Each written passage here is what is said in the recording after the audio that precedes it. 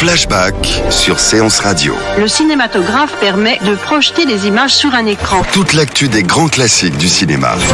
Bientôt, les films vont être sonorisés. Flashback avec Antoine Cyr et Antoine Julien. Je ne sais pas si vous vous rendez compte de l'aspect grandiose du mélange. Our first full-length motion picture feature in color opens a whole new world of thrill. Flashback sur Séance Radio. Ça, c'est le cinéma. Dans l'agenda de Flashback du mois d'août, on parle de la version restaurée de Belle de jour et d'une rétrospective de 6 films de Luis Buñuel et d'une foultitude de ressorties allant de L'ombre d'un doute d'Alfred Hitchcock aux Misfits de John Huston, en passant par I Magliari de Francesco Rosi, Ginger et Fred de Federico Fellini et 2 classiques de la comédie américaine avec Cary Grant. On commence cette très riche actualité des ressorties du mois d'août avec un grand monsieur du cinéma. Je veux bien sûr parler de Luis Buñuel. Tout d'abord avec la restauration 4K de Belle de jour qui ressort le 2 août et une rétrospective, je trouve très justement intitulée Un souffle de liberté, qui regroupe 6 des films les plus connus du maître: La Voie lactée, Le journal d'une femme de chambre, Le charme discret de la bourgeoisie, Tristana, Cet obscur objet du désir et Le fantôme de la liberté. Alors Buñuel se fait bien sûr connaître dès les années 20 avec le mouvement surréaliste et sa collaboration historique maintenant avec Salvador Dali, qui donneront Un chien andalou et L'âge d'or. Puis ensuite, après quelques remous politiques, Buñuel s'en va au Mexique dans une période mexicaine particulièrement faste, qui verront notamment naître des films aussi importants que Los Olvidados ou L'Ange exterminateur. Et puis en 1961, il crée le scandale en revenant en Espagne, remportant la Palme d'Or pour Viridiana. Et puis enfin, sa période française, sous l'égide du producteur Serge Zilberman, qui débutera avec Journal d'une femme de chambre en 1963 et s'achèvera avec Cet obscur objet du désir en 1977. Belle de jour, tout d'abord, exploration du fantasme féminin, où le réel et l'imaginaire se confondent. Alors c'est tout à fait ce qu'il y a de plus fascinant dans l'œuvre de Buñuel, c'est bien le traitement des rêves, qui est, selon lui, une prolongation de la réalité. À voir d'ailleurs le tintement des grelots dans Belle de jour, qui est une magnifique évocation de où en est le spectateur dans la réalité, où le rêve on ne saura jamais véritablement, et le film d'ailleurs peut susciter des interprétations assez différentes au fur et à mesure des visionnages. Le rêve qui est construit d'ailleurs parfois comme une succession de poupées gigognes, comme dans Le charme discret de la bourgeoisie, qui est sans doute pour moi son plus grand chef-d'œuvre, en tout cas le film où les règles sont abolies. C'était d'ailleurs son credo. Et d'ailleurs à propos du scénario qu'il écrivait avec son fidèle complice Jean-Claude Carrière, il proclamait: un scénariste doit chaque jour tuer son père, violer sa mère et trahir sa patrie. Et je trouve que ça résume parfaitement bien l'une des œuvres les plus libres de l'histoire du cinéma. Il voyait d'ailleurs la liberté comme un fantôme que l'on essaye d'attraper, à l'instar du très bien nommé Fantôme de la liberté. Là, sans doute son film le plus fou, sorte de film à sketch complètement dingue dans sa créativité, et cette liberté parfois déconcertante, ou aussi incroyablement érotique, qui ne peut pas ne pas se souvenir de cette scène où Catherine Deneuve se dévoile sur son balcon dans Tristana, scène d'un érotisme incroyable alors que absolument rien n'est montré.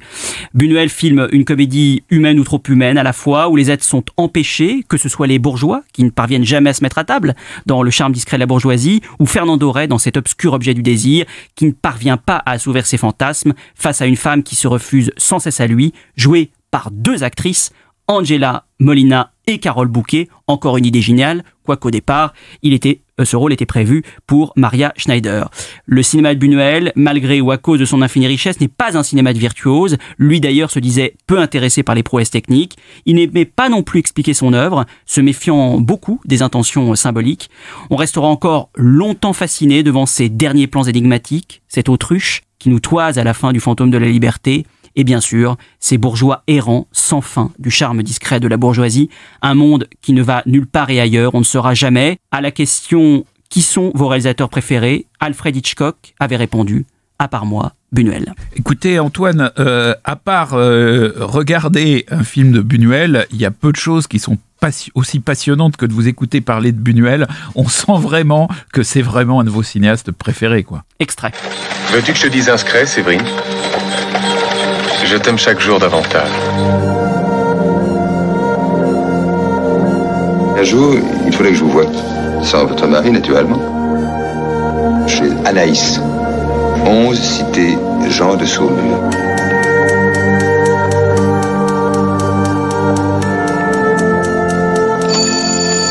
N'ayez pas peur. Vous êtes ici chez vous. Je suis toute prête à vous aider. Quand voudriez-vous commencer? Vous êtes gentille et fraîche. C'est le genre qui plaît ici.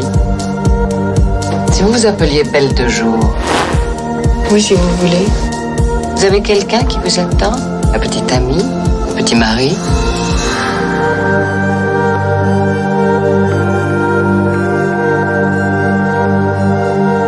Hitchcock toujours, décidément on ne se refait pas, avec L'ombre d'un doute qui ressort en version restaurée le 9 août, film réalisé en 1943, qui voit Joseph Cotten interpréter l'inquiétant oncle Charlie qui part se réfugier chez sa sœur où il retrouve sa nièce qui porte le même nom, Charlie, et qu'il admire, mais elle finit par le soupçonner d'être un tueur de riches veuves. Alors on a souvent dit que c'était l'un des films préférés d'Hitchcock, sur un scénario du brillant écrivain Thornton Wilder, l'arrivée du mal dans une petite ville américaine calme et paisible, personnifiée par Joseph Cotten dans son plus grand rôle. Et puis il y a bien sûr, Antoine, ces détails qui font tout le génie hitchcockien, comme lors par exemple de cette scène d'ouverture. Vous voyez, à la gare où arrive le train où va descendre Charlie, on aperçoit une très forte fumée noire qui s'échappe de la cheminée de la locomotive.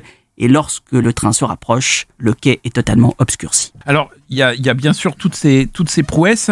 Et puis, il y a quand même c'est quand même un film un petit peu à part, à certains égards, dans la carrière de Hitchcock. Alors, il a quand même des petits côtés remake, parce que d'une certaine manière, Teresa Wright, dans ce film, par rapport à Joseph Cotten, est un peu la femme qui en savait trop. Et donc Hitchcock a fait 2 fois L'homme qui en savait trop et d'une certaine manière une fois La femme qui en savait trop, puisque finalement le film atteint une tension tout à fait incroyable lorsque elle-même commence à avoir des soupçons, ou même beaucoup plus que des soupçons, alors même que celui qu'elle soupçonne a été lavé de tout soupçon devant le public. Donc il y a quelque chose de... Alors là, vraiment une mécanique très très Hitchcockienne. Par contre, on a une Teresa Wright dans ce film qui est une femme dont Hitchcock admire l'intelligence. C'est une femme assez volubile, donc très différente de la femme froide telle qu'on la décrit dans le film Hitchcockien habituel. C'est un film sur la métamorphose d'une femme. Elle passe au début, elle est un peu immature, on sent qu'elle est intelligente, mais elle prend un peu les choses comme elles viennent. Joseph Cotten, ce personnage très mystérieux et il faut bien le dire, très sombre, va être celui qui va déclencher sa métamorphose et d'une certaine manière la faire passer à l'âge adulte et à l'âge de l'intelligence des adultes. Et je trouve qu'il y a peu de films d'Hitchcock qui s'intéressent en fait réellement autant aux personnages féminins dans sa profondeur.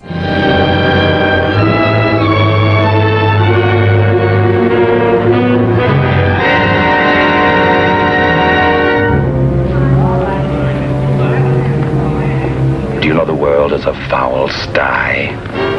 Do you know if you ripped the fronts off houses you'd find swine?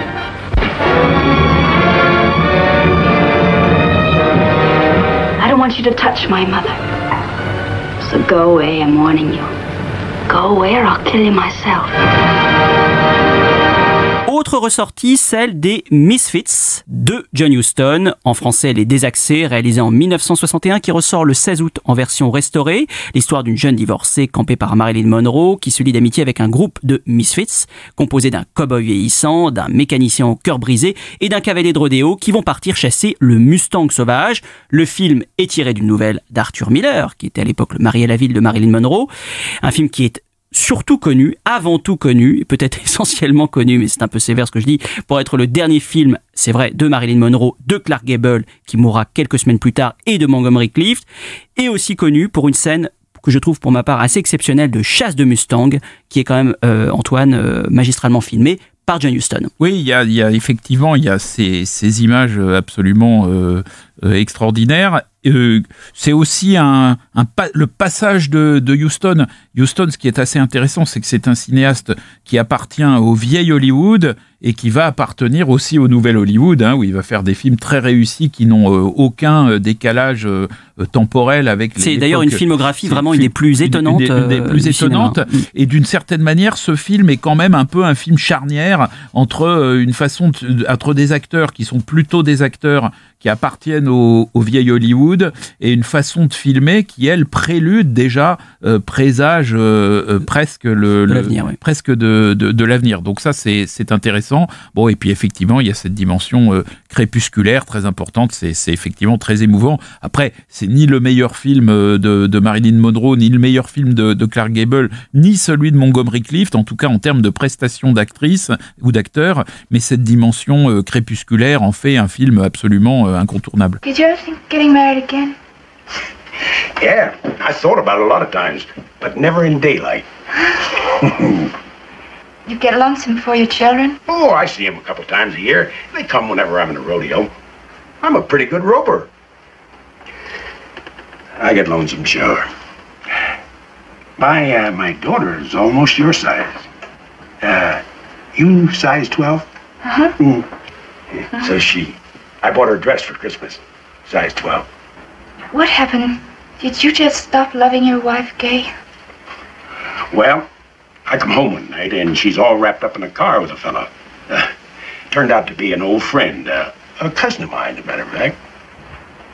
Le cinéma italien a également le droit de citer dans ce numéro de Flashback avec tout d'abord le deuxième long métrage de Francesco Rosi, le méconnu I Magliari, qui sort en version restaurée le 23 août, réalisé en 1959, restauré par la Cinémathèque de Turin, où l'on voit un ouvrier qui part pour l'Allemagne, il est vite désargenté, il fait la rencontre d'un compatriote qui le prend à son service, mais le trafic auquel il se livre se révèle plus que douteux, le Magliari signifiant petit voyou tricheur.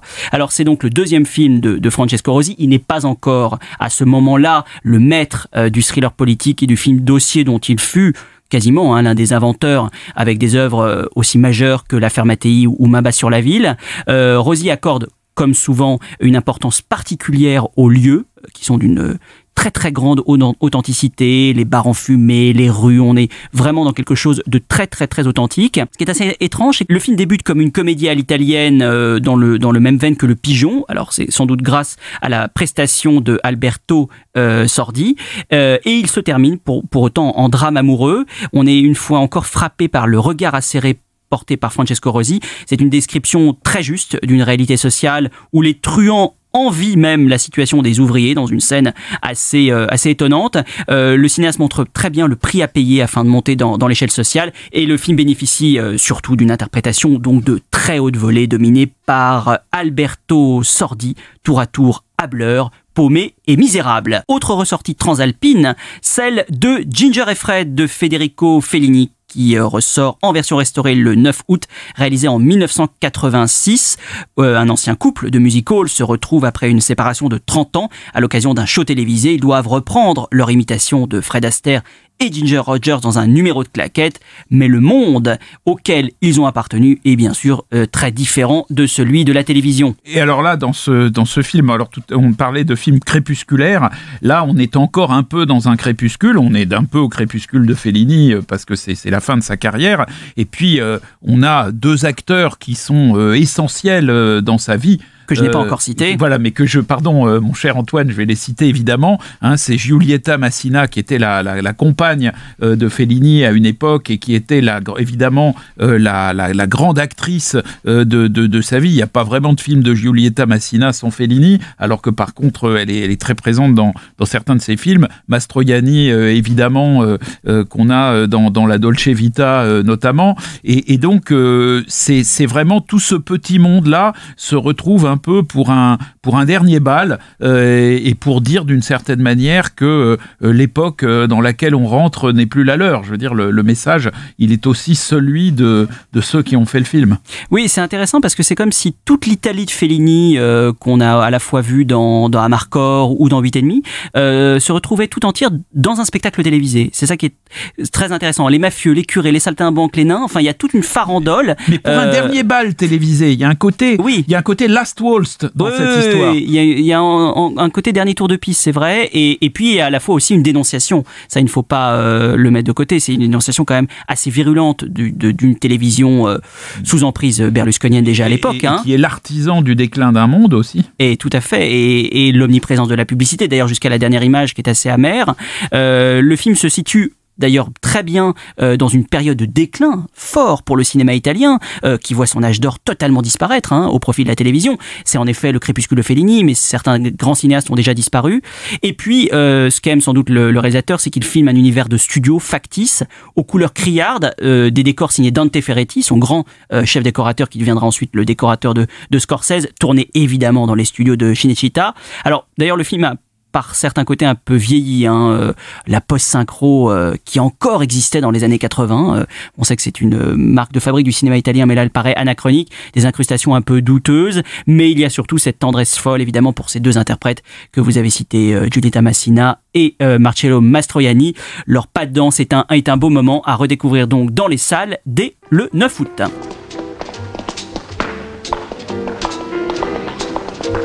E il suo partner dov'è? Lo sto aspettando anch'io, però mi dicono che ci sono continuamente degli arrivi. Ma che c'è, fiatone? No. Si vede che ritrovare te gli fa bene. Dici? Beh, ma lo sai che sono 30 anni che non vi vedevo insieme. No. Le mie scarpe! Ma chi me l'ha fatto fare? Ma non siete sposati? Io sono sposata, ma non con lui. Se eravate sposati era meglio. Ma non capisco perché. Funziona di più. Al pubblico piacciono sempre le storie d'amore, compagni d'arte e di vita.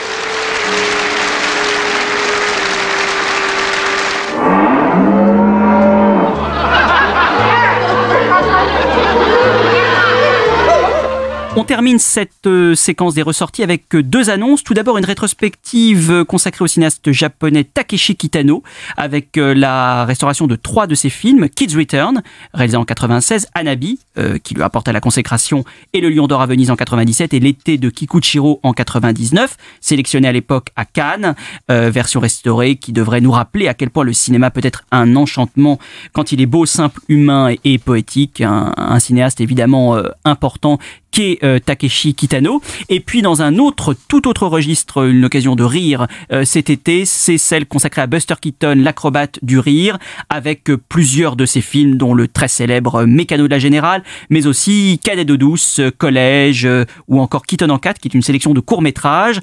Tous ces films ressortent en version restaurée le 9 août. Et puis enfin, mon cher Antoine, eh bien, 2 classiques, grand classique de la comédie américaine avec Monsieur Cary Grant, Cette sacrée vérité de Leo McCarey en réalisant 37 et La Dame du vendredi de Howard Hawks réalisant 1940, qui ressortent tous les deux le 30 août. Alors, ces films sont formidables parce que ils permettent effectivement de retrouver Cary Grant, mais ils permettent aussi de retrouver 2 extraordinaires actrices qui sont toutes les deux un peu oubliées, et vous verrez vraiment que c'est des actrices de tout premier plan en voyant ces films. C'est pas du tout des actrices comme parfois on peut voir, enfin où elles sont là parce que c'est des jolies filles, etc. Là, ce sont vraiment 2 stars un peu oubliées. Dans Cette sacrée vérité, il y a Irene Dunne pour le prononcer un peu plus à la française. Et donc, mais je crois qu'on dit Dune quand même. Et donc, Irene Dunne, qui est vraiment une actrice formidable, une actrice au jeu très moderne. Cette sacrée vérité, c'est un film extraordinaire. C'est une comédie du remariage. C'est une comédie sur des gens qui s'apprêtent à divorcer et qui, grâce aux lois américaines un peu compliquées, finalement ne vont peut-être pas vraiment divorcer, mais enfin il y a des scènes absolument extraordinaires quand ils se disputent pour le chien, quand Cary Grant rentre soi-disant d'un voyage en Californie, et pour prouver qu'il était en Californie, il offre à Irene Dunne des oranges sur lesquels il y a des tampons orange de Floride. Donc enfin bon, c'est vraiment c'est un film d'une drôlerie extraordinaire. Cette sacrée vérité, c'est vraiment ce qu'on appelle une screwball comédie un genre exemplaire, en soi, qui est un genre en soi, l'une des plus drôles qui existent, et accessoirement assez profonde quand même sur le mariage, le divorce, le remariage. Enfin, c'est aussi très émouvant sur la manière dont des couples qui ont été très assortis et qui se défont vont reformer des couples dont il va apparaître assez nettement et parfois de façon un peu gênante à quel point ils sont désassortis. Donc c'est très intéressant et très touchant. Et puis alors, His Girl Friday, La Dame du Vendredi, c'est un des films, c'est un film de, je dirais presque féministe, hein, parce que il y a un monde d'hommes qui est un monde très dur, qui est celui du journalisme, en plus qui n'hésite pas à faire de l'argent sur le spectacle de condamnation à mort. Donc on est dans une comédie, mais une comédie dont la toile de fond n'est pas franchement rigolote. Et donc Cary Grant est dans un personnage je trouve plus amer, plus foncièrement voyou que dans beaucoup d'autres de ces personnages où il y a quand même quelque chose de gentleman en lui. Là, il n'est pas vraiment gentleman, il n'est pas vraiment sympathique. Et par contre, il y a Rosalind Russell qui, elle, joue une femme journaliste. On a vraiment un des premiers grands archétypes de femme au travail dans le cinéma américain. Et elle traverse le film avec une espèce de majesté, une espèce d'humanité qui va s'opposer finalement au monde des hommes. Donc c'est intéressant parce que c'est un film de Howard Hawks qui n'était pas fondamentalement le type le plus féministe de la Terre. Et pourtant, à la fin, le message laissé par cette comédie l'est assez. Hello, Jerry. Hello, Patsy, old girl. How are things? We weren't expecting you. Why, what goes on, huh? Mm-hmm. Hiya, fella. Hello, Mr. Smith. How you been, huh? I'll see you in a minute, boy. I'll see you in a minute. Yeah, sure. Hello, Jerry. Hello, Lucy. What might you be doing here? Oh, now, don't tell me you've forgotten this is my day to visit Mr. Smith. It says so right there. What?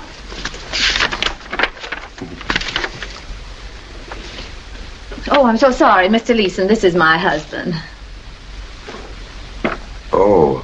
Oh, he's only my husband for, how much longer is it now? 60 days? 59. Oh, that's better. Only 59 days. And don't worry about him. He has a continental mind. Yes. Excuse me, what do you say? I say I'm glad to know you. How can you be glad to know me? I know how I'd feel if I was sitting with a girl and her husband walked in. I'll bet you do. You know, I don't think you ought to go around telling people you're not married. He looks like a nice sort of fella. How do you think he feels? Why don't you go and play with the dog? Why don't you go on with whatever you were doing? Don't mind me. Flashback sur Séance Radio. Le cinématographe permet de projeter les images sur un écran. Toute l'actu des grands classiques du cinéma. Bientôt, les films vont être sonorisés. Flashback avec Antoine Cyr et Antoine Julien. Je ne sais pas si vous vous rendez compte de l'aspect grandiose du mélange.